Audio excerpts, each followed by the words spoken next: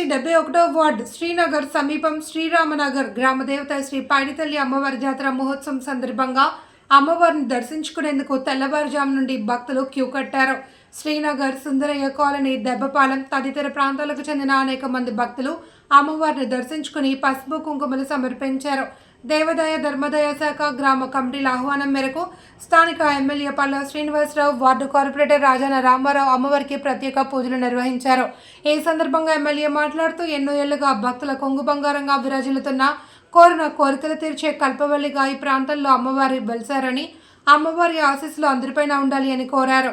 EO Padmavati, committee chairman పప్పు శంకర్రావు, నియోజకవర్గ TDP సమన్వయకర్త ప్రసాద్ల శ్రీనివాస్, జనసేన నాయకులు కరణం కనకారావు, అర్చకులు సుబ్రహ్మణ్య ఫణశర్మ, వార్డు నాయకులు, గ్రామస్తులు పాల్గొన్నారు. మరి పైడితల్లి పండుగ చేసుకోవడం సాంప్రదాయం. మరి ఆ సాంప్రదాయాన్ని ఈ ప్రాంతంలో మరి పప్పు శంకరు మరి ఆధ్వర్యంలో ఈ ప్రాంతంలో ఈ పండుగని చేయడం అనేది జరుగుతుంది.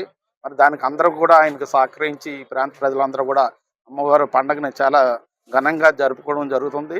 అలాగే ఈ సంవత్సరం కూడా ఘనంగా జరుపుకోవాలనేసి అమ్మవారి ఆశీస్సులు ఈ ప్రాంత ప్రజలందరికీ పుష్కలంగా ఉండాలనేసి మనస్ఫూర్తిగా కోరుకుంటూ సెలవు. మన శ్రీనగర్ యాక్చువల్గా పాత వడ్లపూడి అంటాం. పాత వడ్లపూడి దరి శ్రీరామ్ నగర్ లో వెలిసినటువంటి పైడితల్లి అమ్మవారి గుడి వార్షిక పండగ సందర్భంగా మరి ఇక్కడ ఉన్నటువంటి నాయకులందరికీ కూడా పేరు పేరు నమస్కారం తెలియజేస్తూ, అలాగే ఎండోమెంట్స్ నుంచి డిపార్ట్మెంట్ వచ్చిన యూ గారికి అందరికీ కూడా నేను పేరు పేరు నమస్కారం తెలియజేస్తున్నాను. చాలా సంతోషం. ఈ గుడిని క్రమం తప్పకుండా ప్రజలందరి సహకారంతో ప్రతి ఏడాది కూడా ఘనంగా అమ్మవారి పండుగ చేస్తున్నారు. మరి ఇదే పందాన్ని కొనసాగించాలని చెప్పి కోరుకుంటూ, అలాగే పైడితల్లి అమ్మవారి యొక్క ఆశీస్సులు అందరికీ ఉండాలని చెప్పేసి నేను కోరుకుంటున్నాను. అలాగే ఇక్కడ వెలిసినటువంటి పైడితల్లి అమ్మవారి యొక్క ప్రత్యేకత ఏంటంటే, గ్రామ దేవతలకు అన్నిటికి కూడా మన సిమెంట్తో తయారు చేసినటువంటి విగ్రహాలు ఉంటాయి, పెద్ద విగ్రహాలు.